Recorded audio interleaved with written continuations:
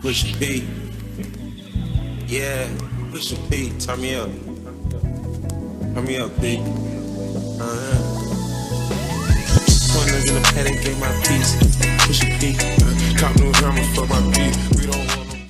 Hello to my beautiful brothers and sisters of YouTube. This is Cree Cree, and thank you so much for clicking on this video. And as always and forever, Mama truly do appreciate you. So, here we are, episode 6 of the Messy Auntie series. I know, it has been a minute since I have done a Messy Auntie video. We are definitely, absolutely long overdue for one. So, I know I have quite a few new subscribers on here that is probably not very familiar with the Messy Auntie, so let me just tell you a little bit about that. So the Messy Auntie, it's a series that I started where we talk about people from the past, people that we grew up watching on TV, listening to their music, watching in movies, people that we grew up, women and men, public figures, what have you, that we watched, loved, adored, admired, revered, all of that. But they got a whole lot of damn mess going on. And that's what we like to dig into. We like to dig into a little bit of the mess. I know y'all like that, right? So feel free to take some time to go back and watch some of the other videos that I have on past Messy Aunties. Well, after watching this one, of course, but you get the idea. Now, the thing about the Messy Auntie is that you do not know who I am talking about until you actually click on the video and I actually reveal who that person is. And I have a feeling that you will not be disappointed with the individual that we are going to talk about on today. So, without further ado, the Messy Auntie that we are going to talk about in today's video is none other than the 90s Hollywood heavyweight and the woman who was once deemed the most beautiful woman in the world. Give it up for Halle Berry. Come on, y'all. Okay, so this one might be a two-parter. Before I even get into it, I have a feeling that this might be a two-parter, so just bear with me. I'm going to try to get in as much information as I possibly can without leaving out all of the messy, juicy stuff, okay? So if you don't know who Halle Berry is an actress, a producer, a director, and even a former model and beauty queen. She's been in a slew of movies over these last 30 years. Some of the most notable ones is Jungle Fever, Boomerang. She was in the live-action version of the Flintstones movie. She played Storm in the X-Men movies, in the original, the early X-Men movies that came on in the 2000s. And then you have Monsters Ball, and you have Catwoman, and the list just goes on and on and on. So, no more wasting time. Let's get on into it, y'all. So Halle Berry was born Maria Halle Berry on August 14th, 1966 in Cleveland, Ohio. She and her older sister Heidi were born to Judith Ann Hawkins Berry and Jerome Jesse Berry. Now, her parents actually met at a local hospital that they both worked at, where her mother, Judy, worked as a psychiatric nurse, and her dad worked as a hospital attendant / transporter. They met, started dating, fell in love, and eventually got married and had Heidi and then Halle. According to Halle, her childhood was less than idyllic. It was very traumatic. as her father was very abusive to their mother. She recalls times that her mother was being beat, kicked, punched, thrown down the stairs, and even at one point hit with a wine bottle upside her head. And these are things that she witnessed before she even turned 5 years old. And at around 1971, when Hallie was 4 years old, her parents divorced, and her father left the family, basically never to be seen again. Soon after her parents divorced, Judy took her 2 daughters and they moved to a suburb outside of Cleveland called Oakwood, Ohio. Growing up as a biracial child in the 60s and 70s was definitely tough for Hallie and her older sister. And she says that her mother's side of the family, her maternal side of the family, were downright racist. When she married their father, her family disowned her and wanted nothing to do with their mother. But they did welcome her back after she divorced Jerome. But there was definitely still some tension and some controversy because now Judy done came home with 2 half-black babies, and they wasn't too thrilled about that. It was also around this time, not long after Judy and Jerome divorced, that her name was legally changed from Maria Halle Berry to Halle Maria Berry. So from the time that she was 5 years old on, she's been known as Halle Maria Berry. Hallie said her and her sister grew up latchkey kids, since the mom was a single mom, she had to work all the time, to make sure that all the bills was paid and make sure they have food and clothes and things like that. So she spent a lot of her time at home watching TV. So she was enamored by what she saw and knew that's what she wanted to do when she grew up. She graduated from Bedford High School in 1985, where she was an honor student, and she was also a cheerleader, editor at the school newspaper, and she was also the prom queen. She said that while she was in high school, her boyfriend at the time kind of had a bit of an obsession with beauty queens, and he apparently entered her into a local beauty pageant without her knowledge. And so she went and did it. So she entered her first pageant in 1985 for the Miss Teen All-American, and she actually won that title. So from there, she went and did more pageants.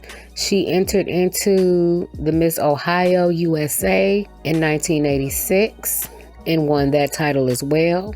From there, she went on and entered into the Miss USA pageant, and that was also in 1986, and she was the first runner-up in that one.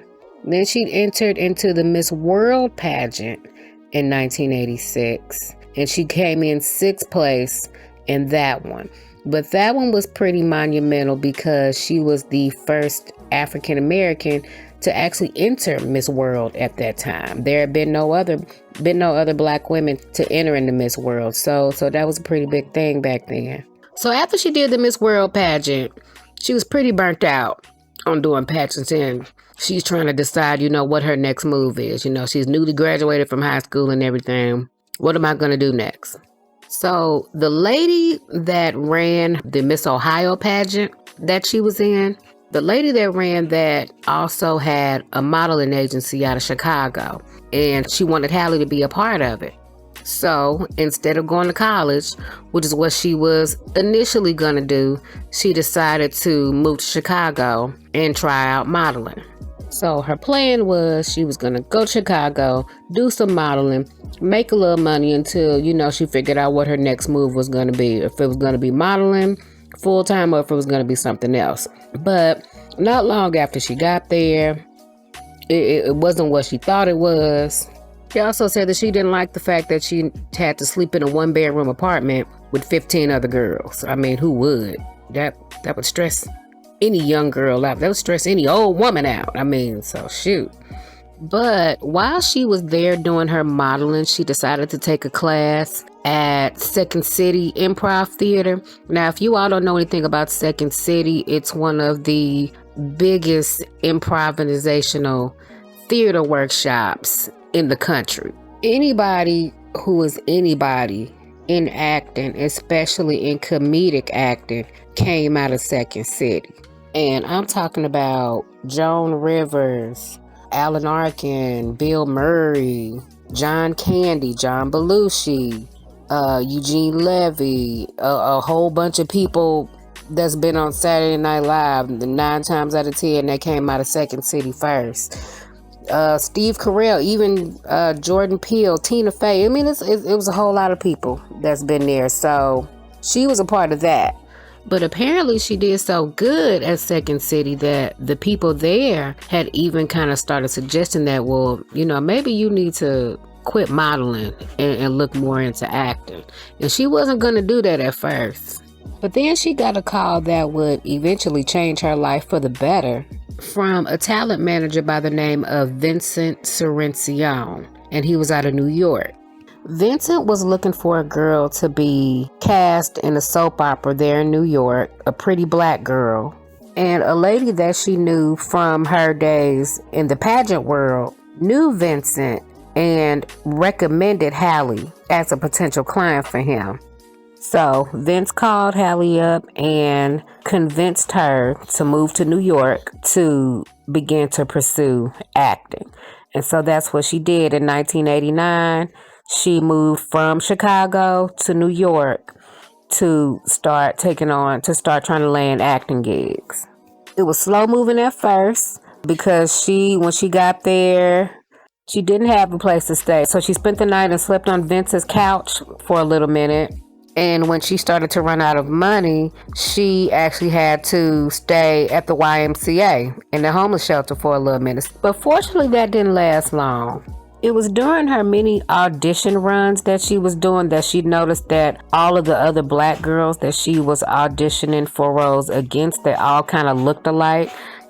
Pretty, light skin, long, curly hair, whatnot. And so she decided, in order to stand out from everybody else that she was auditioning against, she decided to cut her hair. Vince told her that was a bad idea. She shouldn't have did that. She'll never get work, blah, blah, blah. But then, as it turns out, the very next thing that she auditioned for, she landed the role right on the spot. And that was actually her first TV gig that she did for ABC for a show called Living Dolls, which was the spinoff for the hit TV show Who's the Boss. Now, fun fact about Living Dolls is that when Hallie got that role, she actually wasn't even the initial person to get the role. In the pilot episode, her character, Emily Franklin, was originally played by Vivica A. Fox. But for whatever reason, it didn't work out with Vivica, and so she got replaced with Halle Berry. And then Hallie played that role for the remainder of the series. Unfortunately, this is where this fast-paced entertainment world type of lifestyle kind of started to take a toll on her. Because during one of the tapings of one of the episodes on Living Dolls, she collapsed on set. And then she got rushed to the hospital, and that's when they discovered that she had type 1 diabetes. This fast-paced lifestyle that she kind of got thrown into, it started to take a toll on her body. So that's why, it's very important to take care of yourself. But unfortunately, not too long after her release from the hospital, Living Dolls was canceled after only 12 episodes. But she didn't stop there. Shortly after Living Dolls was canceled, she heard about auditions for a new movie that Spike Lee was coming out with called Jungle Fever. Initially, when she went in, she auditioned for the role of Spike Lee's wife. After she read for the role of Spike Lee's wife, she then asked if she could read for the role of Vivian, who was a crackhead. Spike Lee said, no. Hell no, you too fine to be a crackhead. No, that's not gonna work. But she wanted to do that role. It was important for her to try to get that role because she wanted to just prove to everybody that she was just more than a pretty face, that she actually had talent. She landed that role and she nailed it. Then after Jungle Fever, she did The Last Boy Scout with Bruce Willis and Damon Wayans. And the next role that she did after that is what really kind of started putting eyes on her. And that was the role that she played of Natalie in the 1991 film Strictly Business. with Tommy Davidson, who was famous from In Living Color at the time, and Joseph C. Phillips, who was famous for being Denise's husband on The Cosby Show.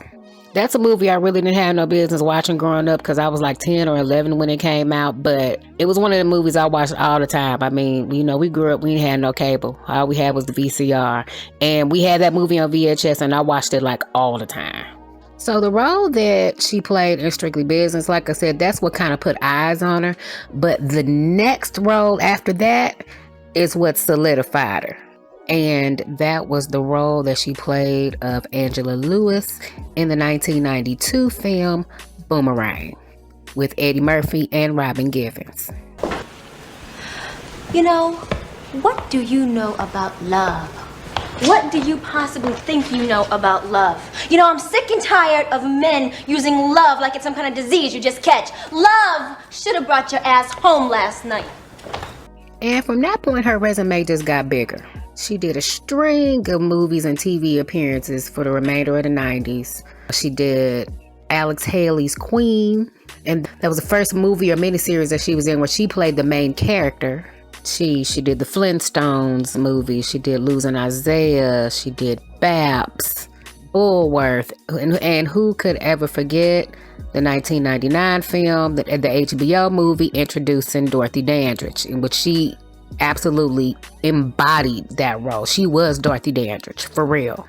And then we go into the 2000s. We got the X-Men franchise. We got Swordfish. We got James Bond. What was that? Die Another Day. And then we got her most monumental role to date, and that was the role that she played of Letitia in the movie Monsters Ball in 2001. That garnered her first and only Oscar. And of course, it was monumental because she was the first woman of color, the first Black woman to ever win a Best Actress Oscar. That was huge. And the Oscar goes to Halle Berry in Monsters Ball. Oh my God. This moment is so much bigger than me. This moment is for Dorothy Dandridge, Lena Horne, Diane Carroll. It's for the women that stand beside me, Jada Pinkett, Angela Bassett, Vivica Fox, and it's for every nameless, faceless woman of color that now has a chance because this door tonight has been opened. And I'm not an Oscar watcher like that, but to this day, I don't believe that there's been any other Black woman to win that title. I don't think there's anyone. I think she's the only one still so far.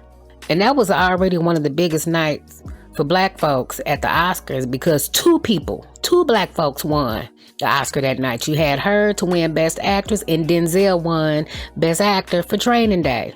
You couldn't get no better than that. And I don't think we've had a night like that since then, except for the Oscar slap. We can't forget about that either, I guess. Okay, so I'm going to wrap it up here. This is going to conclude part 1 on Halle Berry. Stay tuned for part 2. I will have that out to you all very, very soon. Jackie, don't you start that messy shit. Don't start with me today. I'm like her. Don't start that today. But anyway, if you have made it this far, please do not forget to like, comment, subscribe, and share.